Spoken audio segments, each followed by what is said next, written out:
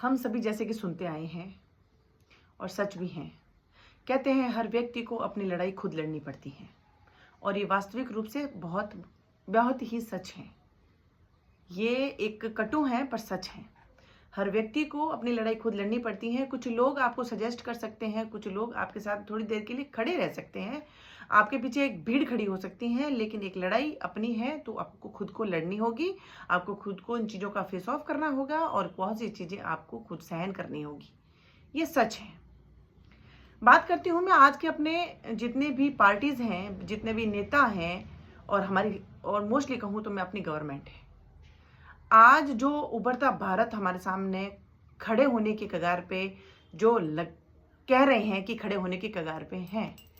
आप भारत के जितने भी फैक्टर पे देखेंगे आप, एजुकेशन पे देख लीजिए, आप किसान वर्ग पे देखिए, आप मजदूर वर्ग पे देखिए, आप महिलाओं पे बात करके आप देखिए, बालिका शिक्षा पे आप बात करके देखिए, पूंजीपतियों को आप अलग से देखिए, मतलब बड़ी बड़ी कंपनीज में आप देखिए, मतलब किसी भी डिपार्टमेंट, किसी भी क्षेत्र में, किसी भी पार्ट पे अगर आप देखेंगे, सब अपनी अपनी प्रॉब्लम्स लेके बैठे हैं जिसका नो सॉल्यूशन, कोई सॉल्यूशन नहीं है, कोई सॉल्यूशन नहीं है। बस आए दिन हम सुर्खियां सुनते हैं, 4 दिन एक ऊपरगंडा चलता है सबके सामने कि ये चीज़ें हो रही हैं, फिर 4 दिन में वो बंद हो जाता है, एक नया मुद्दा स्टार्ट हो जाता है।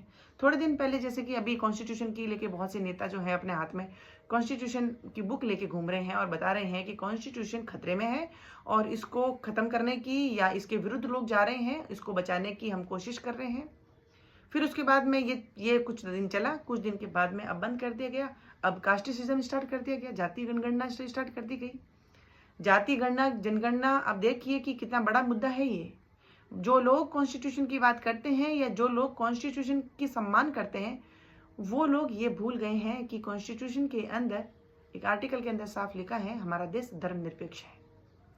यहाँ धर्म की बात करना भी गुनाह है, यानी एक तरह से ऐसा नहीं है कि यहाँ पे हर धर्म के लोगों का सम्मान होता है, रिस्पेक्ट होती है, हर किसी को बोलने का अधिकार है, हर किसी के लिए कर्तव्य और जो है राइट्स अधिकार बने हुए हैं जो सबके लिए इक्वल हैं।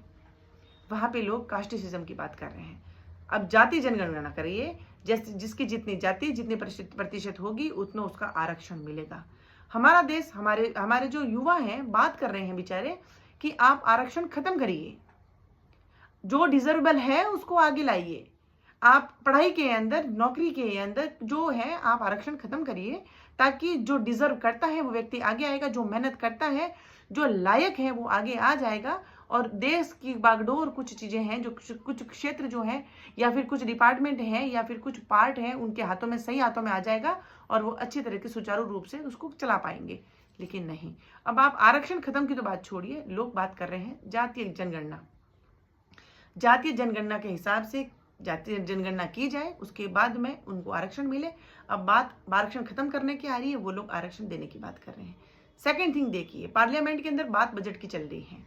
पार्लियामेंट के अंदर बात बजट की चलनी चाहिए, बात युवाओं के भविष्य की चलनी चाहिए, बात महंगाई पे चलनी चाहिए, बात महिलाओं की सुरक्षा पे चलनी चाहिए, बात महिलाओं की नौकरियों पे चलनी चाहिए, बालिका शिक्षा पे क्या कर रहे हैं वो, उन सब को महंगाई कम करने के लिए क्या कर रहे हैं, गृहिणियां अपना घर खर्च कैसे चलाएगी, वो सब बातें को छोड़ के सब आपस में, यानी कि अपने पूर्वजों को ये बता रहे हैं कि आपकी पार्टी ने इतने साल तक क्या किया, आपकी पार्टी ने इतने साल तक क्या किया। कोई पूछ रहा है कि 70 साल तक आप लोगों ने क्या किया, कोई पूछ रहा है कि 8 साल में आप लोगों ने क्या किया। ये अपने ही लड़ाई, अपने ही दंगे, अपने ही आपस में उलझे हुए हैं, अपने ही प्रॉब्लम फेस ऑफ कर रहे हैं। ये कहाँ जनता के बारे में सोचेंगे, कौन सी पार्टी सोचेंगे।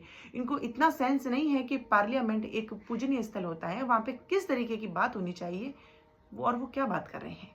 उनको सेंस ही नहीं है कि स्पीकर के आगे क्या बोलना चाहिए। हमारे देश के प्रधानमंत्री हैं, उस सीट की, इस इंसान को छोड़िए, आप उस सीट की रिस्पेक्ट करें, महिलाओं की रिस्पेक्ट की आप बात करें। कौन क्या बोल रहा है, कैसे वर्ड यूज कर रहा है। कोई तो महाभारत की बात कर रहा है, कोई चक्रव्यूह की बात कर रहा है, कोई अपने पूंजीपतियों की बात कर रहा है, कौन के पता ही नहीं, समझ में नहीं आ रहा है। इस देश को किन हाथों में हम सौंपे, ये बहुत बड़ी दुविधा बन चुकी है। इन सब का निचोड़ निकालते हुए मैं सभी पेरेंट्स से ये बात कहना चाहती हूँ कि आप चाहे सेविंग करोड़ों की जगह लाखों कर लीजिए, लाखों की जगह 1000 कर लीजिए या 1000 की जगह सैकड़ों में कर लीजिए, लेकिन अपनी संतान को काबिल बनाइए, अपनी संतान को पढ़ा लिखा बनाइए, शिक्षित बनाइए, क्योंकि शिक्षा अगर उसके पास में सही रूप से उसको मिल गई तो वो अपने जीवन की हर लड़ाई लड़ लेगा। वरना गवर्नमेंट के भरोसे, आप सरकार के भरोसे, सेंट्रल गवर्नमेंट के भरोसे, स्टेट गवर्नमेंट के भरोसे अगर आप बैठते हैं, या फिर आप बड़े बड़े जितने भी ऑफिसर्स हैं जिनके हाथों में बहुत सी नौकरियां हैं वो हैं, ये कुछ नहीं होना है। अपनी लड़ाई आपको खुद को लड़नी होगी, उसके लिए आपको काबिल बनना होगा। पैसा जगत, आप बहुत जगह, हर जगह पैसा काम नहीं आता है। बहुत जगह पे शिक्षा काम आती है, नॉलेज काम आता है। बच्चों को शिक्षा दिलाइए। आप बड़ी बड़ी स्कूलों के या बड़ी बड़ी एयर कंडीशनर स्कूलों को मत देखिए, आप शिक्षा को देखिए कि हमारे बच्चे कितने शिक्षित हो रहे हैं, कितने संस्कारी बन रहे हैं, उनके अंदर ज्ञान कितना है और वो कैसे डिजर्व करते हैं हजारों लोगों के अंदर, और कैसे हम उनको काबिल बनाएं। अगर आपका बच्चा काबिल बन गया तो वो हर प्रॉब्लम को फेस ऑफ कर लेगा, जंग लड़ लेगा और अपनी लड़ाई लड़ लेगा। वरना आज आपके पास में पैसा है, कल को पता नहीं गवर्नमेंट क्या डिसीजन लेती है, कल को रुख किस तरफ मुड़ता है। पैसा आज है, कल नहीं है।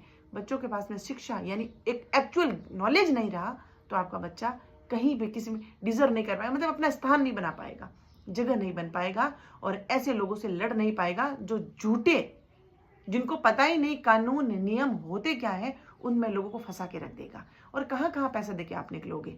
और एक्चुअल नॉलेज आपके पास में हुआ तो आप किसी से भी लड़ सकते हो, चाहे वो देश का प्रधानमंत्री भी हो, क्योंकि आपके पास में ज्ञान है। ये ज्ञान का हथियार इतना पावरफुल होता है कि इसके सामने अच्छे से अच्छा ऑफिसर भी, अच्छे से अच्छा ज्ञानी भी झुक जाता है अगर उसके पास में गलत ज्ञान है तो। इसीलिए ये सब अपनी अपनी रोटियां सेक रहे हैं, सब अपने आरोप प्रत्यारोप कर रहे हैं, एक दूसरे को गाली गलौज कर रहे हैं, एक दूसरे को ब्लेम कर रहे हैं, और होना कुछ नहीं है, पिसना है। कहते हैं कि दो पर्दों के बीच में पिसता एक गरीब आदमी है, गरीब आदमी जनता, क्योंकि ये देश ऐसा देश है, ये जनता द्वारा जनता के लिए और जनता के हित में है। लेकिन ये जनता तो कहीं रोल ही नहीं है।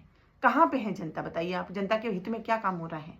ये सब लोग अपनी अपनी खुन्नस निकाल रहे हैं, अपनी अपनी दुश्मनी को लेके बैठे हैं, अपने अपने कमिटमेंट को लेके बैठे हैं, और आरोप प्रत्यारोप हो रहा है। सही ज्ञान, शिक्षा आपको सबसे बचा देगी, यही आप ध्यान